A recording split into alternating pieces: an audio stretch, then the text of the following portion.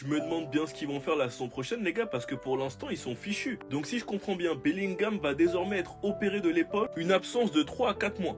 Donc le Real va perdre l'un de ses meilleurs milieux de terrain, va perdre l'un des milieux qui fait le plus d'efforts avec Valverde au mitard. Je pense que certains n'ont pas conscience à quel point son absence va se ressentir, parce que ce mec fait les efforts pour les deux attaquants qui foutent rien. Donc avec l'absence de Bellingham, reste à voir si le Real va recruter un milieu de terrain, ou s'il va réussir à transformer un Ceballos ou un Camavinga, reste à voir. Rodrigo, qui a quasiment pas eu cette Coupe du Monde des clubs, devrait normalement se barrer. Après on connaît son amour pour le Real, tout peut changer, mais je pense qu'il devrait partir. Leur seul défenseur central fort, c'est Hussein. Asensio, Rudiger, Alaba, ils sont gaze. Militao, reste à voir comment il revient, mais il se blesse quand même beaucoup. Et l'un des cas les plus compliqués, c'est de gérer Vinicius et Mbappé. Ils ont fait une saison ensemble et pour l'instant, ça n'a absolument pas marché. Sachant que durant cette Coupe du Monde des clubs, celui qui a pété, c'est Gonzalo Garcia. Donc ça rajoute un problème en plus. Le début de saison, les gars, c'est bientôt. C'est dans un mois et demi, la Liga commence le 18-19 août. Mais Xabi Alonso va devoir travailler et trouver une solution. Et au plus vite. Parce qu'à Madrid, on ne fait pas une saison sans rien gagner. En tout cas, moi je me régale sinon. Sinon vous les gars, vous en pensez quoi? Ramenez-vous sur Snap Insta, on s'ennuie. Alors ça, j'en étais sûr. Kylian Mbappé est en train de se faire démolir de partout. Le Real Madrid a même été obligé de prendre une décision ferme. On commence tout simplement par le chroniqueur de DAZN hier, Walid Acharchour, qui a démonté Kylian Mbappé sur le plateau. D'après lui, Kylian Mbappé est collé à l'image du Real Madrid, c'est-à-dire l'image de loser. Tellement le gars était déchaîné, Mamadou Sakho a été obligé de prendre la défense de Kylian. Et selon lui, on peut pas parler de Kylian Mbappé comme ça, étant donné qu'il a marqué 44 buts dans la saison et que grâce à ça, il est même favori pour le Ballon d'Or. Dites-vous que ça, c'est rien comparé à ce que les médias disent de lui. Le média Diarios hier après le match a déclaré: ce n'était pas son grand soir et ça n'a jamais été proche de l'être. Il a débarqué aux USA avec l'intention d'être dans la course au Ballon d'Or. Personne ne parle de lui dans ce débat. Ça fait mal. El Chiringuito, eux, sont beaucoup plus cash. Kylian Mbappé va devoir changer d'attitude ou il va devoir partir. Et pour terminer, le média Sport, Luis Enrique prouve à Kylian Mbappé qu'il avait raison. Parce que oui, pour ceux qui s'en rappellent pas, lorsque Kylian Mbappé était au Paris Saint-Germain, Luis Enrique l'avait dit: mon ami, t'es un crack, mais ça ne suffit pas. Tout ce que Ousmane Dembélé est en train de faire aujourd'hui, c'est-à-dire le jeu en pressing, le jeu d'équipe, c'est exactement ce qu'il attendait de Kylian Mbappé. Et là, genre, de regarder le résultat, jusqu'à là, beaucoup de joueurs pensaient que pour être Ballon d'Or, il fallait être individualiste à fond. Et bah là, Ousmane Dembélé est en train de prouver le contraire, même si oui, il n'a pas encore gagné le Ballon d'Or, mais c'est le grand favori. Pour moi, c'est le favori numéro 1 et personne n'est à côté de lui, à part Achraf Hakimi. Vous voyez les gars, c'est dans ce genre de situation que ça me fait mal qu'on n'ait pas d'argent les gars. Je vous jure que ça me fait mal. Le message transmis par le Real Madrid et Xabi Alonso à Rodrigo est très clair, il doit partir. Il n'a quasiment pas joué la Coupe du Monde des clubs. Le dernier match face au PSG, il n'a pas du tout joué. Et c'est dans ce genre de situation que ça me fait mal qu'on n'ait pas d'argent. Parce qu'on aurait pu tenter un coup de malade. Il pourrait sûrement aller à Arsenal parce qu'il cherche un ailier gauche. J'ai entendu des rumeurs au Paris Saint-Germain, mais je trouve qu'ils ont trop d'attaquants, donc je comprends pas trop comment ils vont faire. Après, si vous lâchez Barcola, en vrai les gars, pourquoi pas non? Le Bayern aussi seront sûrement intéressés par Rodrigo car il cherche un ailier gauche depuis. Et Liverpool en cas de départ de Luis Diaz.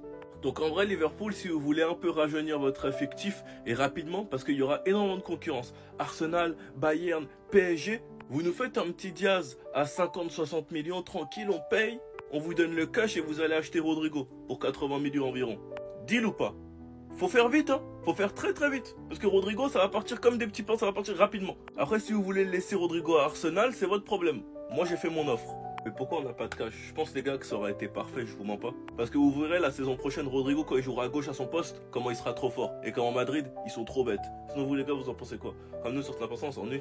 Des décisions immédiates, tout allait changer après cette défaite, c'était sûr. Le club ne pouvait pas rester insensé après cette défaite humiliante contre le Paris Saint-Germain. Pas une seconde de perdu pour l'un des joueurs qui était à la base essentielle au projet du Real Madrid, où un rendez-vous a été organisé par les deux camps la semaine prochaine pour définir définitivement si le joueur part ou il reste, décision qui reviendra entièrement au joueur. Même si des fois je me dis qu'il ne peut pas faire pire que Vinicius et Mbappé, la donne lui a été annoncée lors de cette Coupe du Monde des clubs, il n'aura clairement pas 2 minutes, il ferait mieux de partir pour son bien.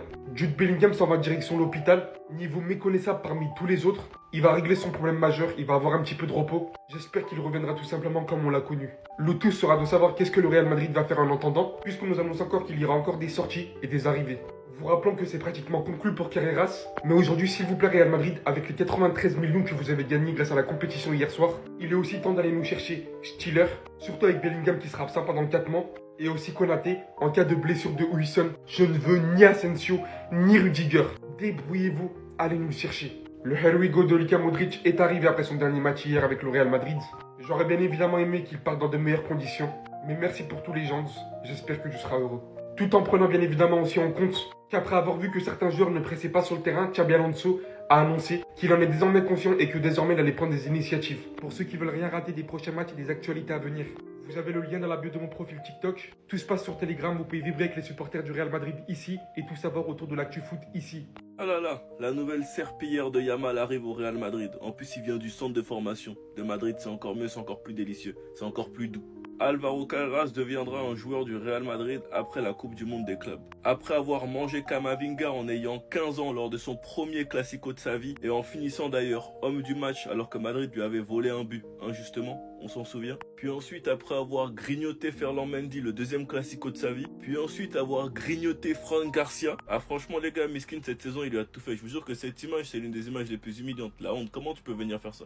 Il a posé sa main sur son épaule les gars, Miskin. Il lui a dit petit frère tu sais jouer ballon mais laisse ça. Bah la future serpillière c'est la soi-disant kryptonite de Lamine Yamal. Carreras, on va voir ça. Rendez-vous en octobre, on va voir ça. Le Ney il a déjà prévenu. Qu'est-ce que tu regardes? Tu veux te faire dribbler ou quoi? Il allait apprendre des jutsu interdits avec son idole, le Ney. Et vous doutez? Moi je vous le dis les gars, la façon dont lui-même parle de lui pour la saison prochaine, la façon dont son père parle de lui pour la saison prochaine, il annonce du lourd. Cette saison, on a tous vu en deuxième partie de saison le petit déclic qu'il a eu au niveau de la finition. Je vous laisse imaginer la saison 2025-2026. Sinon vous les gars, vous en pensez quoi? Ramenez sur Snap, on s'ennuie. Les gars, Lamine Yamal est arrivé hier en Chine. Dans le cadre d'une mission avec Adidas, les gars. En fait, il est la tête d'affiche d'une grande campagne publicitaire en Chine visant à relancer le marché Adidas avec son visage, sa popularité. Adidas a pour but de faire de Lamine Yamal le nouveau Messi en Chine, du moins au niveau marketing, en le faisant participer à une grande campagne inspirée d'une pub sortie en 2006 avec Adidas déjà à l'époque, dans laquelle on pouvait retrouver des joueurs tels que Zidane, Beckenbauer, Djibril Cissé, etc. C'est bien beau de parler de Lamine Yamal lorsqu'il fait des bêtises, mais il faut parler aussi du fait que Adidas est en train d'utiliser son image parfaitement, faut le dire. Lors de son tour de la Chine aussi, une fois sur place, il a regardé une finale d'un tournoi universitaire sponsorisé par Adidas et s'est ensuite amusé avec des enfants là-bas, où il a pu échanger avec des joueurs locaux, la nouvelle génération de footballeurs chinois, en espérant qu'il aura prodigué des bons conseils parce que ils sont un tas et les bons joueurs chinois, on peut les citer sur le bout des doigts et d'une seule main. C'était ces Jorginho du Brésil et dites-moi ce que vous pensez du fait que quand Lamine Yamal participe à des choses comme ça, personne n'en parle. Bao.